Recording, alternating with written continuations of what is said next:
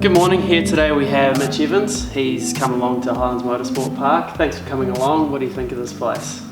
First of all, it's great to be here. It's my second time here, but first time driving, which is quite exciting. I've heard really good things about the track and the facilities and everything it's got to offer. And yeah, it's been a really good experience so far. And so while you have been here, what have you been up to mainly? Well, first of all, we had a Members Day on the 3rd of Jan, and that went really well. I heard it was probably the biggest Members Day since the facility's been going, so that was really exciting, and a lot of cool people, really cool cars as well, and very fortunate for me, I got to drive pretty much all of them and give them a bit of a buzz, and also for me it was cool to try out some different machinery that I wouldn't normally drive, and yeah, I think everyone came away from the day pretty satisfied and pretty happy. Yeah, I bet you had a bit of fun. I saw you in cars that were probably about 3 times as old as you, and cars that are near new. So it was a pretty cool experience. And how many cars did you end up in over the day? I think just under 30 different cars, and I think I only drove the same type of car probably once. So it was really enjoyable for me since I've never really experienced that before, and obviously coming from a single-seater background to drive pretty much all saloon tin-top cars was a good experience. Awesome. And what do you think of the museum? You've checked that out. You've also been down to the go-karts. You had a bit of fun down there? Yeah, the museum's wicked. There's some really cool machinery here. Very special, and also the karts is, I would say, it's from a track point of view, is one of the best I've ever been on.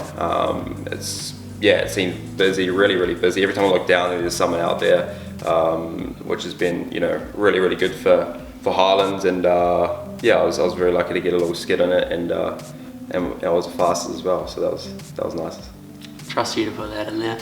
So Central Otago, what do you think of this area? Like, for example, we're in the GT lounge at the moment. The view, just straight away, it just blows you away. You just got to stop and look, don't you? Yeah, I've been obviously lucky to be here for just over a week, and every day you just start falling more in love with the place. I've travelled obviously around the world a lot and raced at some pretty cool places, but Central Otago and most of New Zealand's probably my most favourite part of the world still. You just can't beat this place throughout the whole year. In winter it's epic, in summer it's just sensational, so yeah, it's definitely one of my in the top 3 with the best places in the world for me. And so on to your racing. What have you been up to? Obviously your GP2 last year. You pretty happy with how the season went?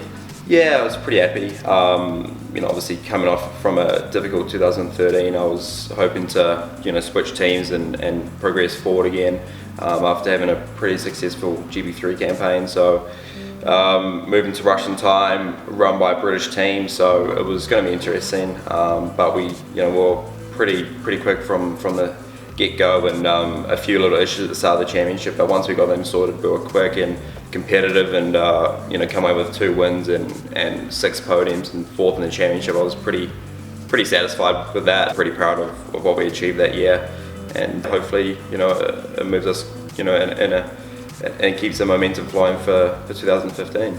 And so speaking of 2015, the big question, what are the plans? Can you shed any light on us yet? Nothing's been confirmed yet, but I'm obviously Form 1's in a difficult state, so the next best option is to do GP2 again. I'm working hard behind the scenes. My management's trying to put the best package together with what we have financially to make probably another season in GP2 possible. We are looking at other categories and stuff like that, because you just have to when you're financially in a difficult position. But if I can do GP2 again with a very competitive team, that'll be good to have another crack at the championship. And so speaking of Formula 1, what's your take on the whole scenario at the moment? Obviously it's gone through some hard times at the moment. What's your take on it? Yeah, it's obviously not in a good place at the moment. A lot of the teams struggling financially. The new car hasn't been probably the best thing for the sport and for Formula 1. Obviously a lot of people miss the noise, which is understandable, but I think the biggest thing is probably the cost to run the new cars and the development.